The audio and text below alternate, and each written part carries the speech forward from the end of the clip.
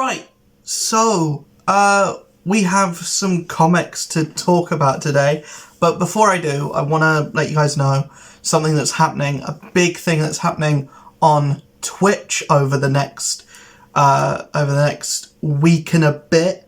From tonight, around 11 p.m. British Standard Time, BST, we're going to have the start or the kickoff of a week and a bit long, so running till the 27th, charity fundraiser. So from tonight till the 27th, I will be raising money for Mind. Two reasons for this. Reason one, and probably the biggest one, is this month, September, is Suicide Prevention Month, and I only found out about this a couple of days ago. So yeah, I thought I can't really let this month roll by without doing something, and I always do a Mind thing every year. I did something back in May, I think. That was ages ago, and that was to do with not to do with Avengers. That was to do with Midnight Suns coming out. So this month, what I'm doing is tonight. Mortal Kombat will be downloaded on my PS5. I pre-ordered it. I did all that stuff. But I didn't pre-order the Ultimate Edition that gets the combat pack and everything. I'm gonna have the combat pack anyway, but the pre-order still comes with like Shang Tsung and a skin for, I think, Sub-Zero. I'm not entirely sure, but I'm gonna be going through Mortal Kombat, doing the story and doing some and probably we'll get the story done probably within a couple of days, a couple of sessions, and then we're gonna do some of the invasion stuff. We're gonna do some of the towers. We're gonna see what other side stuff they have in Mortal Kombat 1, and I'm hoping Mortal Kombat 1 is the Mortal Kombat that I actually get, and I properly like get into, and I understand how it works, and I fully like immerse myself into that, and getting in the ground level is the best way to ensure that happens. I'm a big Mortal Kombat fan, but for me it's always usually been about doing the campaign and then the actual fighting game stuff, like going into ranked matches, actually becoming like properly competitive and good at the game. That's where I kind of fall off. That's where I fell off with Injustice. That's where I fall off with a lot of NetherRealm Studios things. I'm one of those guys who goes into fighting games and just mashes buttons. So if I can get out of that mindset, then you know, jobs are good. And but outside of that, I've got comics to talk about, and the first book that I'm going to talk about these in order of how much I liked them, and we're going to start off with the one that I liked the least and move up to my pick of the week. So first off, we got Tales of the Titans, number 2. I still liked it, but it's a number 2 of a mini that isn't a story arc. It's more of a contextualization of who the Titans are and what the Titans are at this point in the DC universe, and each book is centering around a different member of the Titans, this issue being Raven, and it's all about something's going to happen to this girl who is pregnant, that is the same thing that happened to her mum when her mum had her. All to do with Trigon and to do with Raven's brother, who's called Trilogy. Yeah, Trilogy. A weird name, but anyways, I guess there are 3 of them now, so it would be now a trilogy. But why would you call the person? I don't know. But that's basically the book. There's some stuff with an angel. Trilogy pretends to be an angel. And there's a big action sequence at the end. And basically nothing really happens in this book.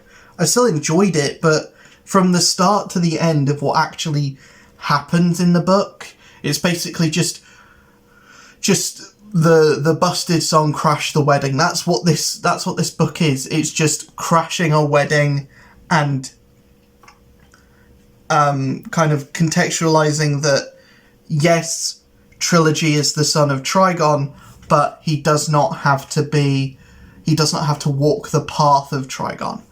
And I think that's kind of cool, but overall, it's just an okay issue.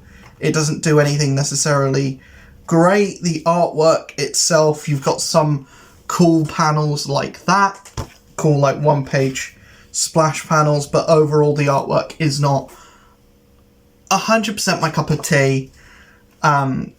It's a bit too much like it's trying to be a manga, but it just doesn't quite get there for me. And like I said, not much actually happens in the book itself, and being a one and done, you kind of want there to be a story there. You kind of want it to be like all guns racing, and this felt very slow to read, and it is a bit of a thicker book as well. I do like the cover. Feels like it's made of a bit of a sturdier material than your usual comic book cover as well. Helps it feel a bit more premium, but I think that might just be because it's a variant cover. But also, I think DC, their covers anyway, are a bit more premium quality-wise than Marvel's are, which, to be fair, they're charging the same amount. They're charging the same amount for this as a Marvel book. Marvel covers should be the same kind of like cardstock quality that DC is at the moment, unless that's an outlier. But then again, the Hawk Girl covers are also that cardstock as well. So yeah, it might just be that. Might just be, might just be me being an idiot. I don't know. But yeah, the next book that we're going to talk about, Werewolf by Night #1, and this would be higher than the next. This would be the second to last book I was talking about, if not for one thing. This is not an issue 1 of a series. This is not an issue 1 of a mini. I bought this thinking this was at least going to be a mini series, maybe like 4-5 issues if we're lucky. This is a one-off. This is a one-shot. And as far as one-shots go, it's a pretty darn good one-shot. Pretty outstanding art. It's like black and white to make it feel like the special presentation of Werewolf by Night. It's not, but all of the stuff with Elsa Bloodstone is coloured, which is great. And the actual artwork, it's fluid, it's fun, it's really like fun to look at and read. And yeah, the actual like drawings of the Werewolf by Night, really cool. And I would love a series like this. And if this is a thing where it's like, yeah, this is just seeing if this works, if this is something that can be done, that's going to be successful going forward. If this is a thing where like, yeah, we've got a Werewolf by Night series, but we're not 100% sure if people are going to actually buy it. So we're putting out this one shot to see, is there an audience for this? And if so, we'll continue it. We'll make a series of it, because this doesn't end off in a way where, like, yeah, that's the end. This ends off like an issue 1 would do, or an issue 1 of a series that is one and done, or a series that doesn't get into its first arc straight away. But yeah, I really enjoyed this. It's just a shame that it's a one-off. It's just a shame that we're not getting any more stuff in the Werewolf by Night universe, or we're not going to get another book like this, at least for a while. And it's a shame, because the concept and the idea of, we're going to do a book in black and white, but all of the stuff with Elsa Bloodstone is going to be in colour. We're going to have a juxtaposition between their inner monologues. We're going to have a villain that is kind of interesting and beaten in a kind of interesting way. We're just going to have, like, a book that is banter between Jack Russell and Elsa Bloodstone, and I think that would be a really entertaining series. But we've got to live with this. I am kind of disappointed that it's not the Werewolf by Night that was in that other mini, the other Werewolf by Night mini, you know, the big bulky Werewolf by Night. I would like to see him again, and to see maybe Jack Russell and that character meet and perhaps fight, because I think the other one would win, the big bulkier. But then again, Jack Russell is the king of the wolves, so who knows. But yeah, this is just missed opportunity, I think, for me. It could have been amazing if it was a series. If this was a number 1 of a series, then, you know, it would be completely different. I'd be gushing over this, but it's not. It's a one-off. It's a one and done. So yeah, I just kind of, like, I'm glad that it exists. I'm annoyed that there's not going to be any more. Hopefully, though, that book sells well, or has sold well, so people will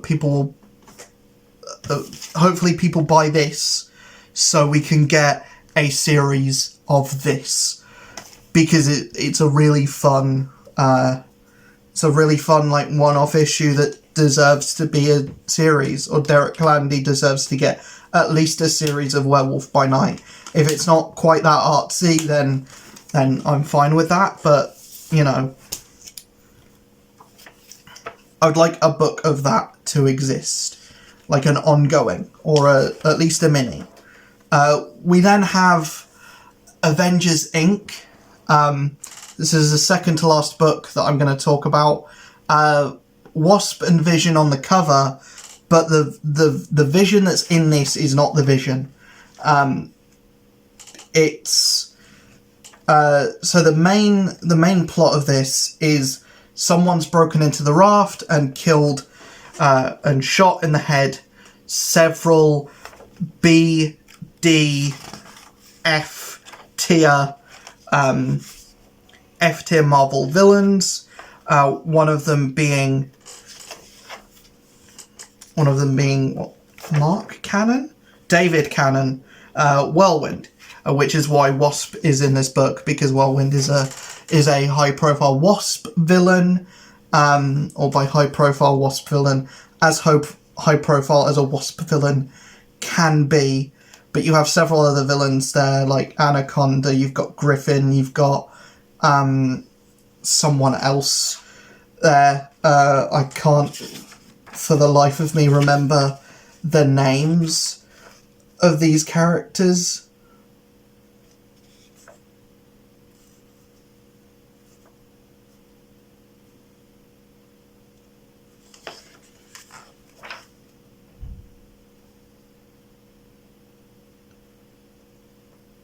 Quicksand is kind of like a female version of Sandman. But yeah, we're introduced to those villains. They're killed off, but not, because halfway through the book they wake up and have a fight with Wasp.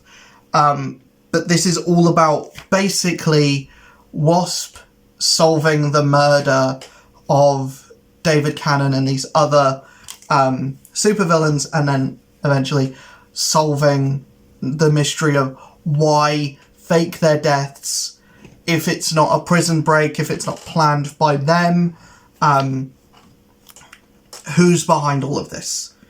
That's kind of the big thing with this book, is it's a detective book, and it's a Shadow Wasp book with also a version of Vision in it.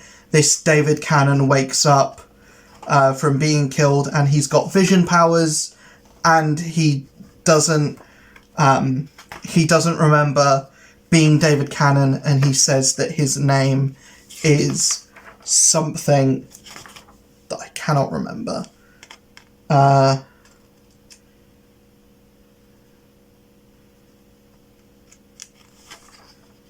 His name is Vic Shade. He said that it says that his name is Vic Shade, which is an alias that Vision was for a while ago, before I ever started reading comics. Which is something that I didn't know about, so yeah, learn a new thing.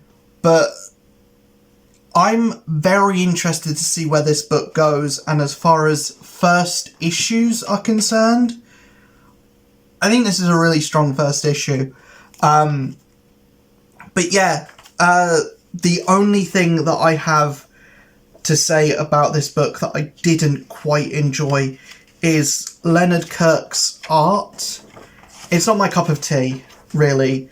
It's too muddy for me, and the only kind of like page that I have to show that is the page that looks like mud. But you know, it's kind of that classic like comic book art, but it's just too muted. It works for the book, but it's not my first choice of art for the kind of book that I enjoy. That's the only thing keeping it from being my pick of the week, really, though. It's a very interesting first issue, and it opens up the doors to a very interesting book. What's interesting, though, about this is that it's called Avengers Inc. It's not called Wasp. It's not called the Vision Quest or Wasp Vision. It's called Avengers Inc. So are there going to be more members? Because Luke Cage is in the book, but he's not a member of the team per se. But is he going to get a more focal role in this book? Especially since Luke Cage is going to get a mini soon, all to do with that gang war event that's happening in Spider-Man that I really don't care about. I really don't. But my pick of the week is Daredevil #1 by Saladin Ahmed, art by Aaron Kuda. I got massive John Romita Jr. vibes, but when John Romita Jr. was good. So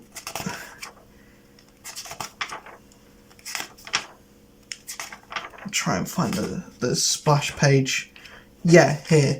That's like a quintessential John Romita Jr. splash page of like just action from start to finish, but also the book is freaking stunning. the artwork in general is what is keeping us at the top, but the story that's inside, it's taking Daredevil in a place which is something that feels earned, makes sense for where the last series left off, and also it's just told in a really fun way. And just Aaron Kuder draws a really, really cool looking Daredevil. Like, just how can you say that this is a bad looking book? You can't.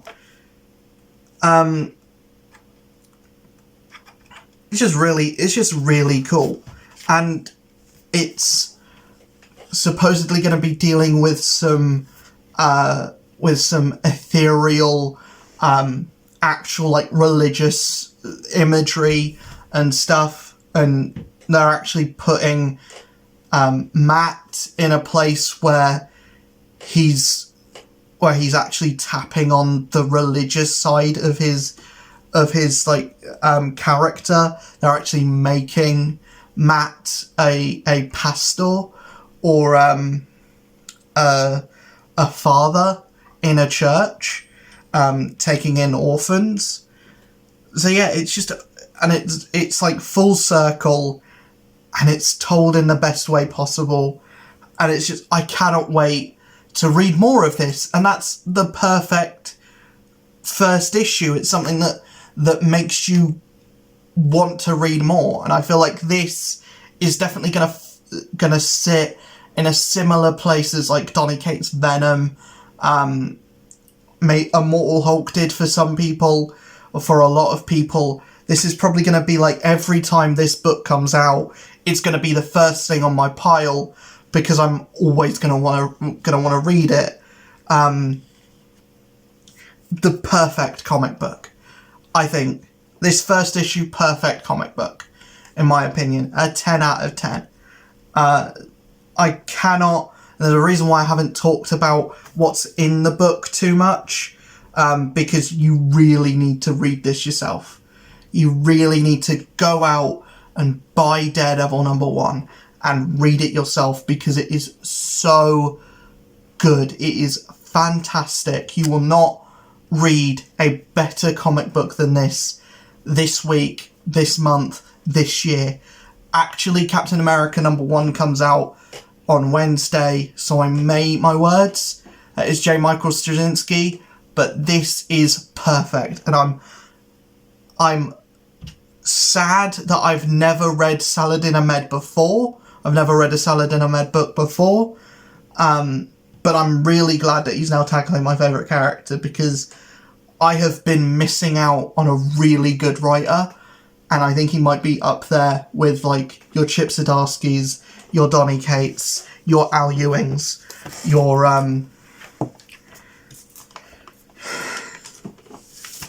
name like your Jerry Duggans of the Marvel writer pathos and landscape.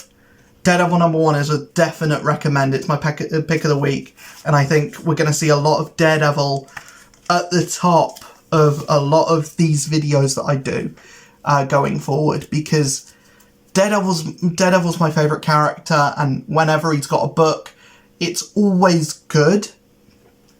But when it's this good, it's magical.